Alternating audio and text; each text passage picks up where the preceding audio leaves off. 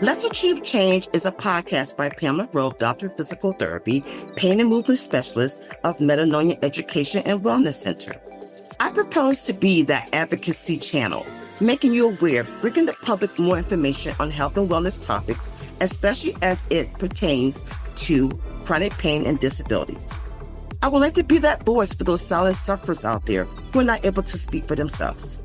If you'd like to know more about Let's Achieve Change, please visit our website at changeachieve.com or pamelagrove.com. If you'd like to be a speaker or you know someone else who wants to be a speaker, also visit the website and leave your email information and we will be in touch with you as soon as possible.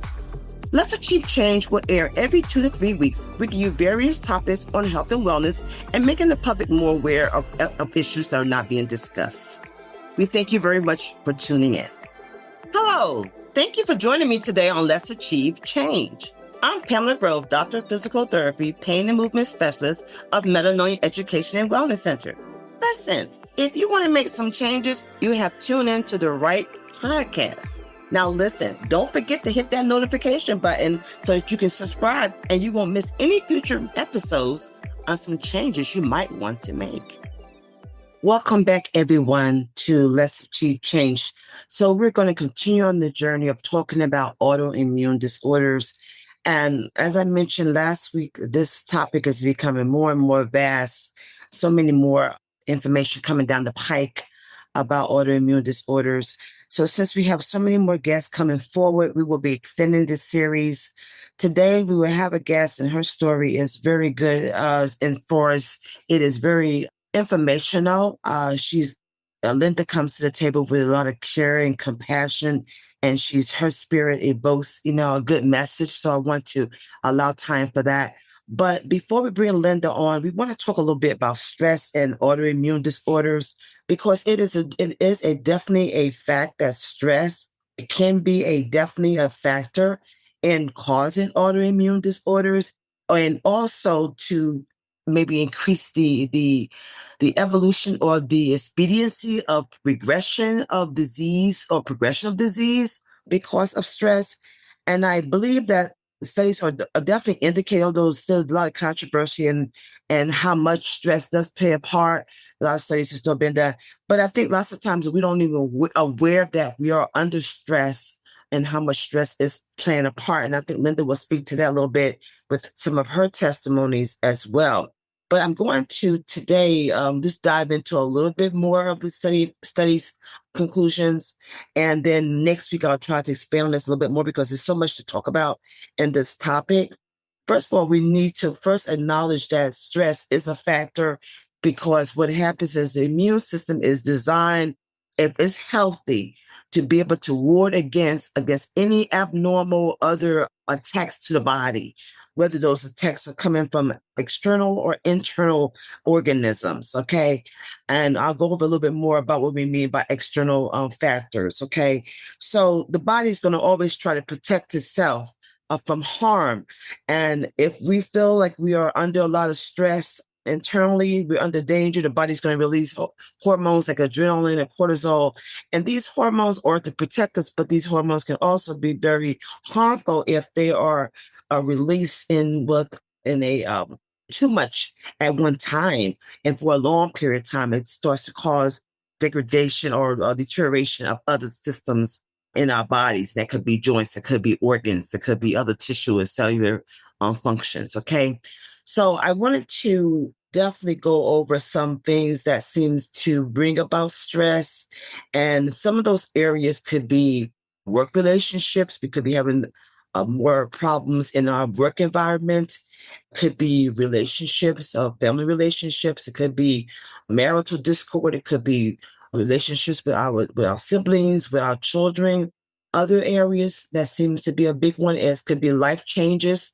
Maybe a person is, starting to experience problems and they need to make a move, because moving is very stressful. I think people realize that. Or planning on some type of event of significance, that could bring about a lot of stress.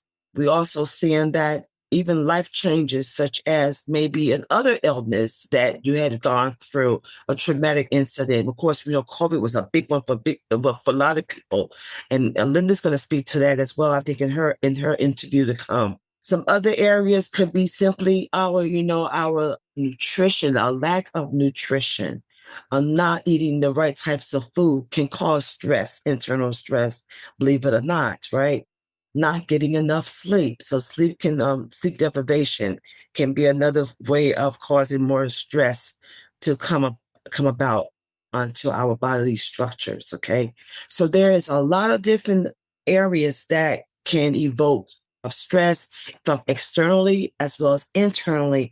And I think the consensus is still there in the studies to say that stress management and behavior intervention is very vital to prevent some of the increased stress factors to and harm to our body. And what does all that mean? What does all that mean? Basically, I think what it means is, first of all, being able to start to identify that you're under stress. So we need some people to be in our environment to say, like, Pam, I think you're stressed out. Whether a person's temperament starts to change, maybe they become more irritable, maybe they become more despondent and not as involved. Maybe people becoming more forgetful. Maybe the person is gaining weight, losing weight. There could be little things that are noticeable. And I think it's just good that we can be able to be that sounding board for some people and say, I think you're under some stress. And once realizing that you might be under stress, then to try to be able to then figure out, how can I better manage this? What do I need to do behavioral wise within myself to make some changes occur that can then reduce some of the stress that I might be under that is maybe causing more harm to myself and to causing me to go into more of a expedited process of declining health. Okay. So that's not all we're going to have time to really talk about today. I'm going to go into a little bit more studies as weeks go on, because we're going to extend this series on autoimmune disorders. I want to allow time for Linda to come on. So let's bring on Linda. So hello there. Today we have Linda with us, and I'm so glad that Linda has decided to join us, and she is going to be able to tell a little bit about her journey. And so, Linda, thank you so much. Glad to have you. Well, thank you for having me.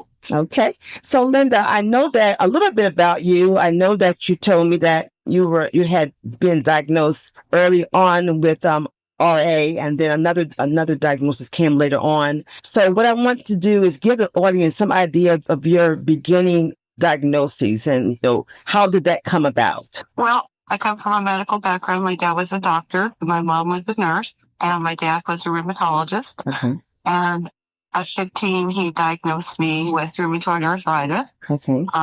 In my knees. I was an active teenager. I was in track. Mm-hmm. And I initially thought that I had overdone it, doing too many meets and competitions and things like that. Yeah. And then being a dad, okay. I think we should do some x-rays and just see. Okay. And that's when it first started with doing the x-rays. And I remember going on some medication, not a lot, but probably just something maybe for inflammation. My knees would swell. Okay. And I remember that back then, my dad would wrap my knees and, we would do the ice and probably some Tylenol or something. And then in a couple of days it would go away and I'd be fine. Okay. So I really didn't have any issues with arthritis until about, I guess it was right around COVID or a little after that. Okay, so let's stack up a little bit, okay? Because we skipped a lot. So how did they come about the diagnosis? What type of testing did they do to say that it was RA? Because rheumatoid arthritis is not always diagnosed right away. So what kind of testing did they do? They did the blood work, and then I had x-rays done. And so just having multiple tests done, that's how my dad diagnosed me with it. Okay. And because I was young, back I remember them calling it juvenile. Yes, right. I was a teenager. Exactly. I've never even heard of that before. Exactly. And so I was monitored pretty much, the rest of my life. And I had really no issues. I did not have any arthritis in any of my joints. It was just my knees. And when you had children, because you did have children, correct?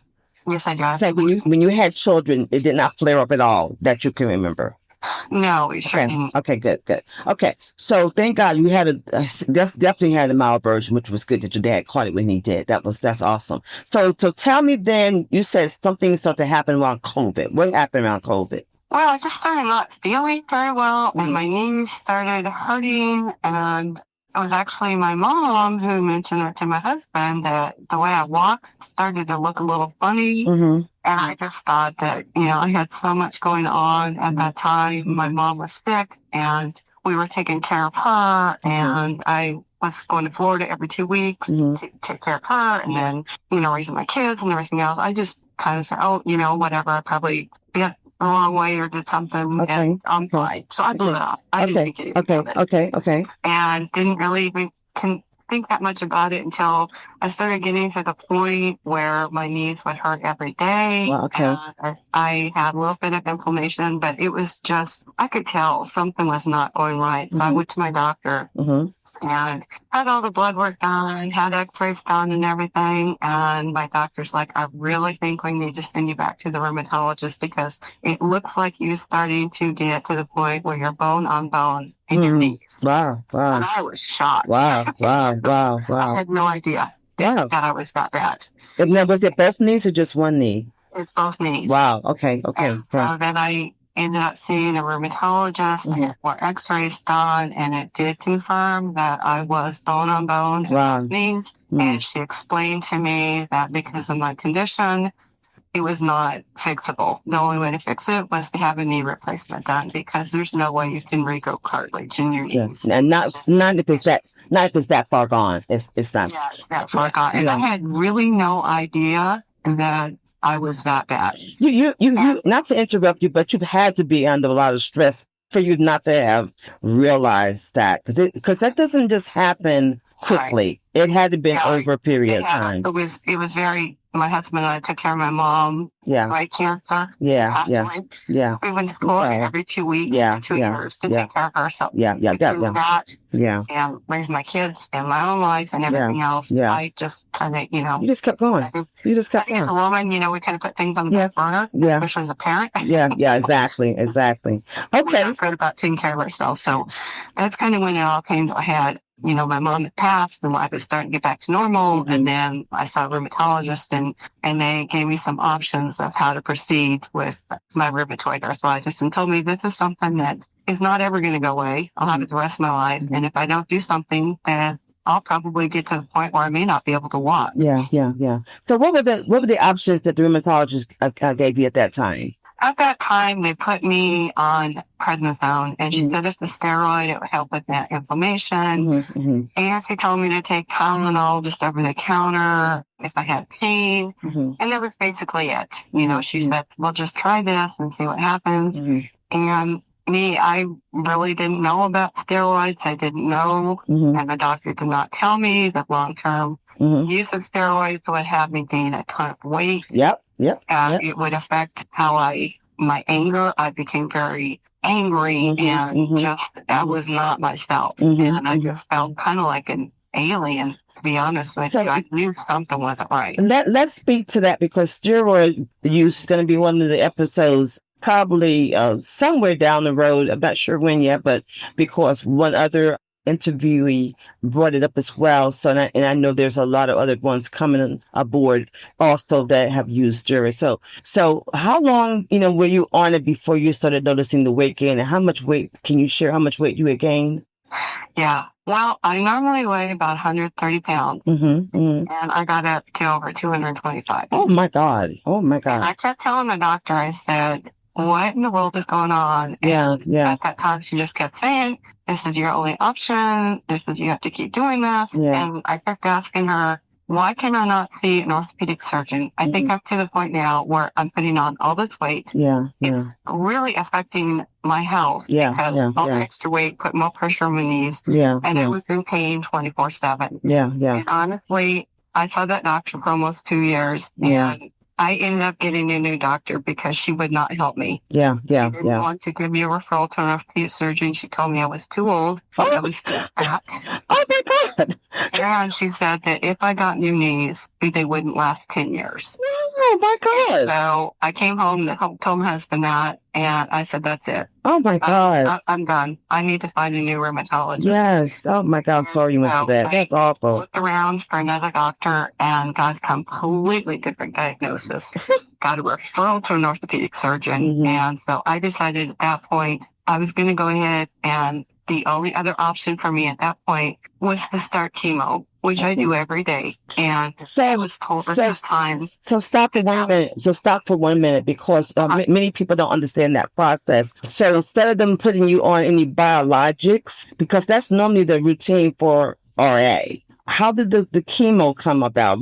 How did that come about? Because that's Something different. the first doctor, the first rheumatologist I saw told me about. She said, you do have the option of doing chemo. It's something you'd have to do every day for the rest of your life, but it will control your arthritis. And so after going through all that and seeing an orthopedic surgeon and seeing a new doctor, I actually got rid of my primary care physician. I got a new one. I just went on the doctors and said, this is where I'm at.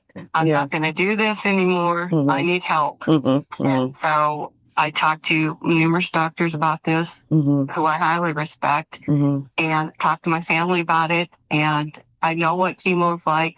I've seen that, they use it for cancer patients. I'm a little scared by that. The side effects. And honestly, I'm on a dosage that I take every day. I did lose some of my hair, and it did upset my stomach for a while, but I'm at a point now where my body's kind of used to it, and I'm doing really well with it. So so that's supposed to begin, but I have to make sure the audience knows, because this is so much information. It's good information. Are you taking it in pill form, IV form, injections? How are you taking it? I take it in a pill. Okay. I take it at night. Okay. Because during the day, if I take it during the day, I'll usually have a lot of stomach issues or a lot of nausea. I take it at night. I'm able to tolerate it better. What is the name of? Can you give me the name of that medication? It's called Leuthroid. Spell it, please. Hold on, just a second. Okay. Real quick. Okay. So this is something I've been on now for a couple of years now, I think. Okay. Okay, it's LEF. Okay. LUN. Okay. OMIDE. So LEF LUNOMIDE. Okay, leflunomide. Okay. Yeah. Okay. Yeah. I didn't know that was a chemo pill. I've heard of that, but I didn't know it was a chemo pill. Interesting. So, after consulting with new doctors, I just decided to go ahead and proceed with starting the chemo. And, at that time I was diagnosed with, because of all the weight gain, I was diabetic. Wow. I was also diagnosed with Sjogren's syndrome. Wow. So I just kind of hit. Yeah.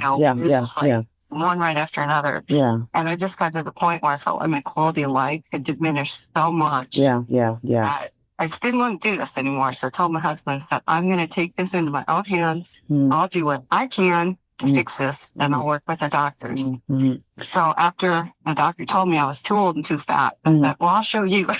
I've lost over 65 pounds. Wow. Oh, and I'm losing more. Good for you. To my goal weight. Good for you. Yes. I decided to see the orthopedic surgeon. The first one I saw I didn't like. So I decided I'm going to go back and I'll see somebody else. And I found an excellent doctor who worked with me. And I got my knee replacement May 23rd of this year. Wow. Okay. And so I am looking forward to getting through this. And because I've been on the chemo and, I've lost all the weight, I exercise every day. Before the surgery, I exercised every day for like an hour and a half. Wow. We changed my diet. I'm now to the point now where my left knee probably will not have to have surgery on it. It's not as bad as my right knee was. Good. So I'm just hoping we can get through with just one knee surgery. We'll see what the future brings. We're going to pray for you with that. So let me ask you a couple more questions that I really want to make sure that we got some of the information straight, because some of these things the average person does not know anything about. So let's just talk really quickly. What is Sjogren's syndrome? What is that? It started out, my eye doctor actually diagnosed it, and it's dry eye. Okay. And it can actually affect your eyes. And my eye doctor is the one that told me about it. My other doctors didn't even realize I had it. And she diagnosed me. I've been working on that And if it is not treated, there's a chance I could have lost some of my vision from that. Wow. And it also, some people have it and have dry mouth, which is constant, and so I know people that may chew gum all day or use the biotin sprays or something or ice or whatever. And so that's where I am with that. Yeah, and I know about it, but that's want to make sure audience know about it. So you no other fluids in your body was affected by that you know of. No, Yeah, that's okay. just eyes and the dry mouth. And so I did have a procedure done for my eyes called lipoflow, and that was a major success. And my condition is under control now for that. Wow. Awesome. You're doing great. I'm really proud of you. I'm going to ask you a couple more questions. So you did change the weight regimen. And can you just share with us what particular things you did to lose weight? Because that would help some other people. I decided, what I looked at what I was eating and how much I was eating. And I just started with the basics. So with me, I can't do all of it at once, the food and the exercise. And I just took it in little chunks. So what I started to do is started exercise first. And once I started exercising, I started eliminating some of the junk food that I ate. And I made a rule for myself that if I ate something I wasn't supposed to eat, I would only eat 3. And I know that sounds kind of silly, but if I have a craving for French fries, I only eat 3. Okay. And then I stop because the craving is fulfilled. Yeah. And I give myself 1 cheat day a week. Okay. And that's when I would, if I wanted to go out and get a burger or fries or eat pizza or whatever, I did it. So I just modified what I ate and how much I ate. And I focused more on the exercise because that seemed to be the biggest thing for me. Yeah. And then my doctor told me about being diabetic. I really had to watch my sugar. Yeah. So I started turning towards sugar-free food. And I found there is sugar-free pudding. It's the name brand. It is really good. And you can get sugar-free Jell-O. When I had a craving for a sweet, going for the candy bar or whatever, I would either go get a Jell-O or get a sugar-free pudding. Oh, wow. And that satisfied that craving, and then I would get over it. And then my doctor taught me about fruit, which I thought was okay, but certain fruit has a lot of sugar in it. Yes, it is. Yeah. And I had to learn, okay, if I eat a banana, I can only eat half of one. Exactly. I did have to learn. So this has been a learning process for me. So I've had people, my doctors and other people that are experts, teach me how to re-eat, how to do things. And then for the exercise, I found things that I could do that didn't hurt my knees and would give me some kind of enjoyment. So I ended up I have a treadmill, which is the most boring thing to me in the world. So I ended up getting a bicycle. And I just sit in front of the TV and I ride my bike and I have a rowing machine and I walk. And then before I had my knee surgery, I was to the point where I really couldn't walk very far. Yeah. So I just ended up doing the rowing machine once in a while, but basically just sticking with the bicycle. Yeah, I was surprised that the rowing machine didn't bother your knee. That's surprising. Yeah. Well, I would put it on a really low setting. I would just pace myself, and if I started to hurt, I quit. Okay. And, I was in pain before my knee replacement. I was in pain 24/7. So let's talk about that a little bit more, because we're gonna kind of hone in a little bit more. So one thing I wanted to ask you is, have you stopped steroids? And if so, when did you stop them? Yeah, I did. After I stopped seeing that doctor, I quit taking the steroids. And it's been probably almost 2 years now. Okay. And it's taken me a really, really long time. I'll be honest. It took me a really long time to get the weight off. And, at first I would get really discouraged, but I thought, if I just keep working at this, then it will happen. It took me over a year, honestly, probably a year and a half to get the weight off. Yeah. And so I just had to pace myself. Yeah. So I felt better. Yeah. Oh, definitely so. So basically I can say, and you correct me if I'm wrong, I can say that your whole syndrome with the problem with the knees led to the steroids and led to the weight gain. Did you feel as if you had any emotional struggles at that point? And if so, how did you deal with your emotional struggles? Yeah, I did, because it's really hard when you're in pain 24/7, it's hard to be happy. Yeah. Be pleasant, and I can kind of understand now after seeing, working with people who don't feel well. Yeah. And it was a chronic thing. And yeah, it definitely affected me. There would be a lot of times when I get really depressed, and when I would start feeling like that, then I'm like, okay, it's time to either get outside and go do something, go exercise, just channel that. So that's what I would do is I would just put my focus on something that would be positive. That's good. That's and I really started good. working for I got a therapist who deals with patients who have chronic diseases like I do, because this really literally hit like all of a sudden within probably 4 or 5 months. I had all these diagnoses, and it's like one year after another. Wow. Yeah. And I had never dealt with anything like this before. Yeah. It was really a shock. Yeah. And so talking to somebody that has experience, she helped me to learn how to deal with it, how to accept it, and how to work toward the goal of just trying to have the best life that I can. And, a lot of that falls on me. Exactly. Yeah. Losing the weight and taking care of my body, Yeah. exercising, and having the knee replacement. I was very scared to have that done. But now that I've done it, I can tell that it's an improvement. It's not been an easy process. Yeah. It's something I'm just part of my recovery. And I'm just looking forward to seeing this on the other end. Right. And let me ask how old you are now. How old are you now at this point? I just turned 62. Oh, good for you. Okay, that's good. You have a lot more years, though. You got a lot more years to enjoy. You really do. Okay, so you made the right decisions. I just want to commend you on that. You really did make the right decisions with all of that. To get yourself through that. So, thank you. Yeah, sure. Yeah, definitely. I mean, seriously, I'm not just saying that because I've dealt with a lot of people, and you're telling me of some things, extraordinary things to be done in a matter of a few months, and that's just awesome. You know what I'm saying? So, yeah, I definitely commend you on that. So we can really definitely say that you did go through some things with dealing with some problems in the traditional medical model, because that's what we call that.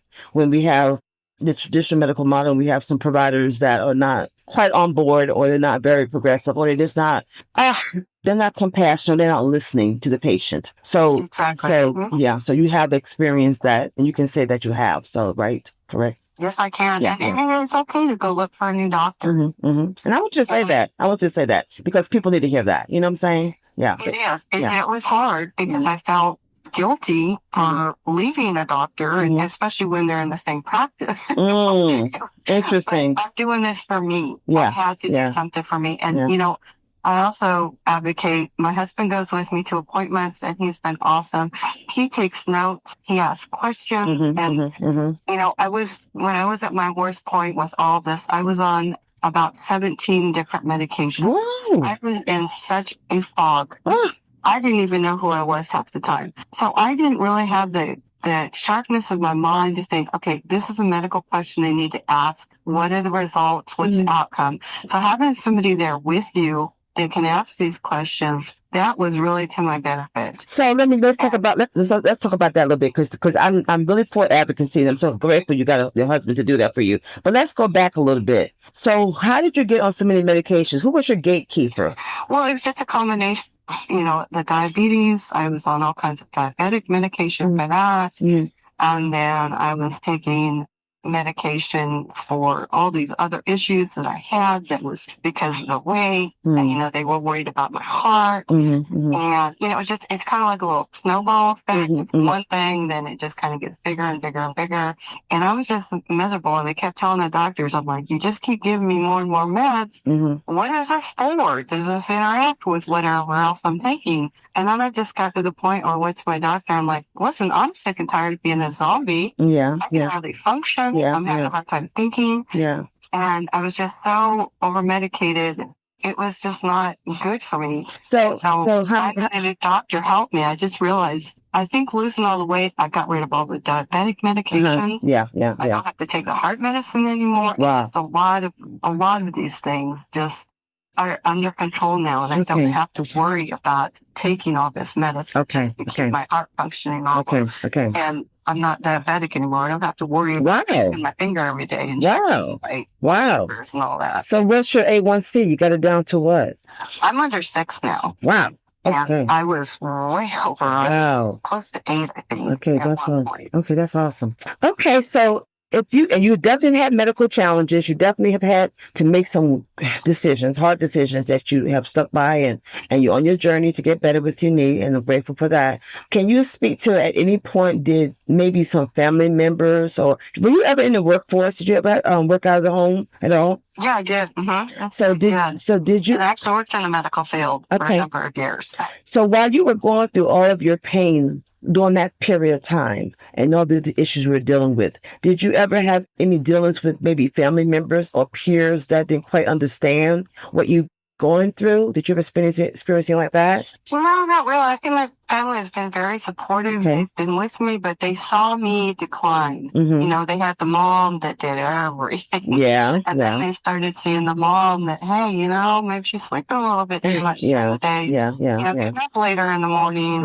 Oh, yeah, you forgot to go to the store. You forgot to do this. And then, you know, just that little snowball effect of things I forgot to do and wasn't able to do. And then it started affecting me physically. You know, like I said, just before I had my knee replacement surgery, I realized I didn't walk normal. And I remember vividly going into a restaurant with my husband and people just stopping their conversations and looking at me and watching me.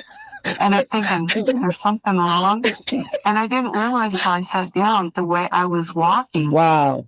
Yeah. So Was your knee starting to bowl in or yeah, the bowl in? Okay. Incredibly. Yeah. They call that. Yeah, they call that. And so I'm not real tall anyway, but I noticed that I just seemed like I was shorter. And then I would look in the mirror, my knees weren't straight anymore. They were going out. Wow. And it just that realization, it's like, okay, it's time to do something. And then talking to my surgeon, I said, I would always go in if I would sit down and I would think all the questions that I have. And I always prepared, and, you know, I'm going to come in with questions. Right. And then if I didn't think of something, my husband would ask questions. Oh, thank goodness I had such an awesome surgeon. I understand. Oh, that's awesome. Listen to my questions and answer. Yeah. But I saw a picture. What really got me is on Mother's Day, we were at church and we did a family portrait and I saw my knees for the first time. And I'm like, wow, I had no idea they were that bad. That's stress. That's stress. That's just a much stress. Yeah, that's not so I just, okay. You know, I scheduled for surgery anyway. I'm like, okay, this is got to be done. Yeah. And now I see my legs straight, which is, I mean, I saw my surgeon 2 weeks after my surgery and he showed me an x-ray. My leg was straight. That was the first time in years. And I cried. Oh, of course. You know, it's like, wow. Yes, of course.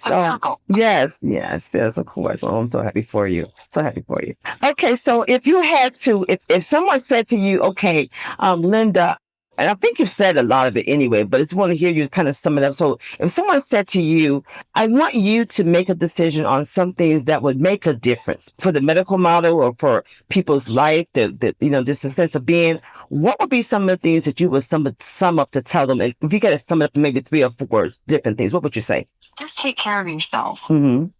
That's probably the best thing you can do for yourself because you can't help anybody else when you're a mess. Especially as a parent or, you know, you care for somebody else. You really need to take care of yourself. And so that's my advice for everybody. And you do what you have to with that. If it means losing weight, going on a diet, exercising, whatever it is, you need to find whatever it is that works for you. And also that means stopping some other things that you're probably doing for other people. Yeah, exactly. Because it's kind of say no. Yeah. And I wanted to hear you say that because I didn't want to put those words in your mouth. But it's hard for you to start taking care of yourself if you are always taking care of other people. So you have to stop some things. And that's very important. Yeah. Just say no. Okay, so I'm asking this question, and I keep saying the same thing, and maybe a morbid question, but you know, I think it's a good question. So if you had to put something on your tombstone, it would exemplify you. You know, if someone heard that, they saw that, they read that, or they heard it, they would say, yeah, that sounds like Linda. Who knew you would say, that sounds like Linda. What would be that? Because that would be your chapter. What would be that? I guess only a couple words I can really think of is she is caring and she is compassionate. Say it again. I am caring and I am compassionate. You're caring and compassionate. I like that. You're caring and you're compassionate. Let me say something to that. I agree with you. You know why I agree with you with that? Because I had only met you, I think 1 or 2 times, and I had explained to you what my passion was and what I was trying to do with this project. And you volunteer to be right away. You said, I'm going to do something to help. If I can make a difference, I want to make a difference. That's someone who is caring and compassionate. You know how many people would not even think about that? Especially with someone that they didn't really know or know their project. So you are definitely caring and compassionate. And God's going to bless you for that. He's going to bless you for that. I just want you to know that. Okay. Yeah, and I know I am. I'm blessed, and I've had a journey, and a lot of people helped me through mine, and so it does not take that much time to help somebody. Mm-hmm. Just a word of encouragement or a smile or something. You never know what kind of effect that's going to have. Yeah, exactly. And I'm so glad you had a good support system, because a lot of people don't. And this project is going to bring that out. And I want people to see how great things can be if a person has a good support system, to have a good family, good husband. Right. You know what I'm saying? Yeah. If they don't have that, there's groups out there. There are people out there. You know, and my biggest supporters right now are my family and my church. I've had so many people that have told me about their surgeries and things that they go through. And, we got to be there for each other and support each other and encourage each other. And that's what helps. I agree with that. There's anything else you want to share before we sound off here? Because you've done so well. I just hope that, because I'm nobody famous or whatever, I'm just an ordinary person, and if I can do it, I hated exercising. Oh, mercy, I did it. I could, coming from being very athletic, younger to getting older. So if I can do it, honestly, anybody can do it. And whenever, I always talk to somebody, and if I can encourage them in any kind of a way that they can do it, that's what I'll try to do. And I've done that. I've met women that say, I'd like to lose a few pounds. I'm like, well, you know what? Eat 3 or something. Yeah. Give yourself one cheat day. Yeah. And then just figure out what is causing all that, and just kind of work on that. And, if I can do it, anybody can do it. And that's really encouraging for me that, I've lost this much weight. I'm still working on getting more up. And if I can help somebody, I hope that my words, if anything, encourage anybody. Yeah. Because we need to help each other out. Yeah. So that's all about. Yeah, I love that. I'm going to also put your chapter too. If I can do it, anybody can do it. And I'm carrying it compassion. Yeah. Bye. Thank you so much, Linda. You have a blessed evening, okay? You too. Thank you so much. Okay, bye-bye. Okay, we want to thank Linda for coming on today. Linda, thank you so much for your bravery. And once again, her caring and compassionate spirit. I think, that speaks volume. I'm going to kind of sum up some of the things that Linda really brought out. She brought out the patient advocacy, having someone in your circle. Her husband was that for her, big on that patient advocacy. I've been talking about that quite a bit, and we'll be continue to talk about that a little bit more. Having somebody to speak up for you and to be there to take those notes, to keep those records for you. Okay. Also, Linda brought up the fact of being okay to change your doctors. I think that's a big one. I think sometimes people go on with what somebody is telling them or saying to them, or just doing over them without them blindly, without them checking out how it is as affecting them, and being okay with that. And the biggest one I think I got from her is that she's basically saying, taking care of yourself. Kind of, then that comes in line with that stress management thing. And, being able to realize that you got to get yourself in balance. It's hard for you to take care of somebody if you're not taking care of yourself. I heard a minister recently, and I like what this minister said, and I'm going to quote it because I think it's very pertinent to what we're saying today. It was said, if you feel that you don't deserve anything, then you will say yes to everything. Wow, that's a mouthful. I'm going to say that again. So if you don't feel that you deserve anything, you will say yes to everything.